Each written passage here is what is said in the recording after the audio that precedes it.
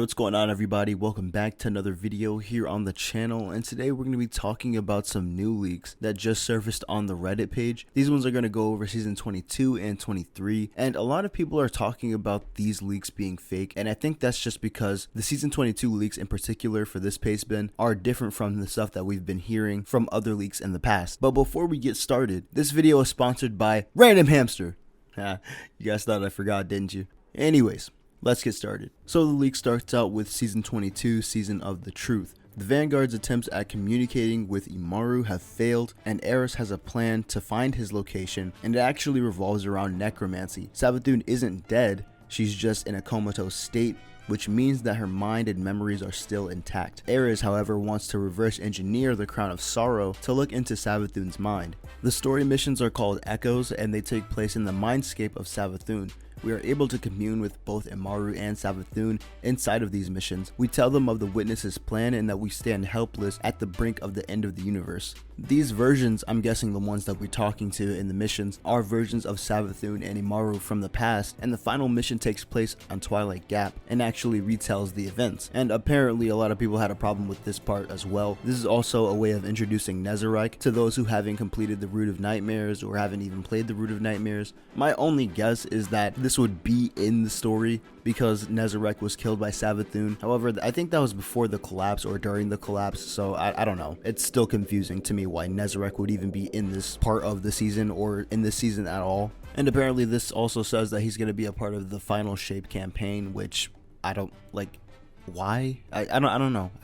I know a lot of people have the feeling that he's not dead, and I guess according to his powers, he does have the ability to come back or still be in existence in some form, but I don't know, we'll have to see. The leak continues on to say that the huge twist at the end of the season is that we convince past Savathun that the witness's plan is to bring an end to all life, which leads to her decision eventually to betray the witness. So our guardian of the future basically prevented our own collapse by seeking help from the future. I think it meant past there, but I don't know. I'm kind of confused right now. The season ends with Imaru appearing out of nowhere and telling us of his absence and that it was necessary for us to learn the truth. Keitel is then unhappy with our alliance being with the Witch Queen, but helps us out anyway in the mindscape by allowing us to use the Hammer of Proving, and she also sends her war beasts to help us at some point. The seasonal activity is set on multiple locations and revolves around us closing time rifts that we accidentally opened during our adventures in the mindscape, and the reprised raid is Crota's End. So that's it for the season 22 leaks, and honestly my opinions on them,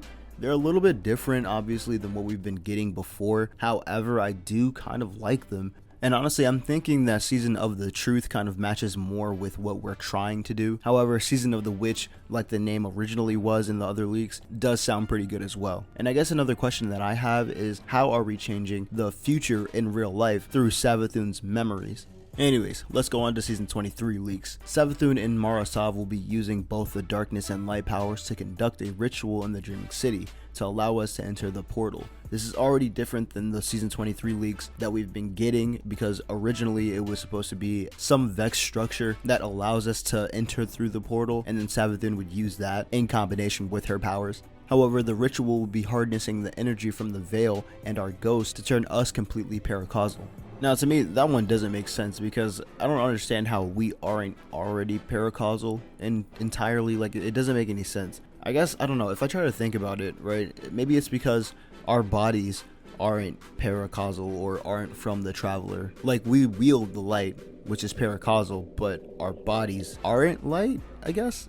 I don't know. Like, we can use light-based abilities and dark-based abilities, which are paracausal, but it's not like our skin and muscle and bones and stuff, or the exos that we are. Like the metal, it like isn't paracausal itself. It's not from the Traveler. The Witness gives Zero Wrath a final attempt at salvation and commands her to unleash a full-on invasion on the Dreaming City. The activity is called Intervention and revolves around us battling the forces of Zero Wrath to prevent them from interrupting the ritual. In the final mission, the ritual succeeds at the expense of Marasov's life. We are also able to banish Zero Wrath from the Dreaming City, thus stopping the invasion. There will be a new strike, however, where we summon the Eyes of Savathun in order to slay Kelgaroth for good.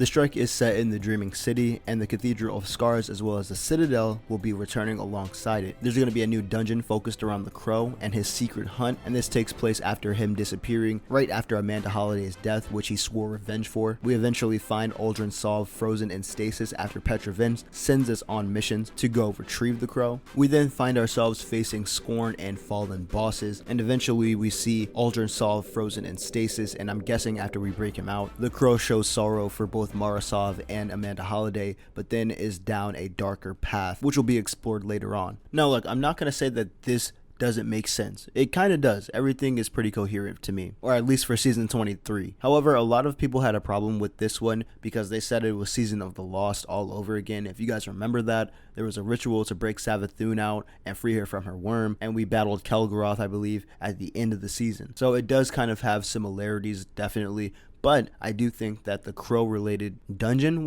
could be pretty interesting. Anyways guys, I hope you did enjoy today's video. If you did, hit that like button. If you want more content similar to this, hit that subscribe button. I'll see you in the next one. Sub up, stay safe, and peace.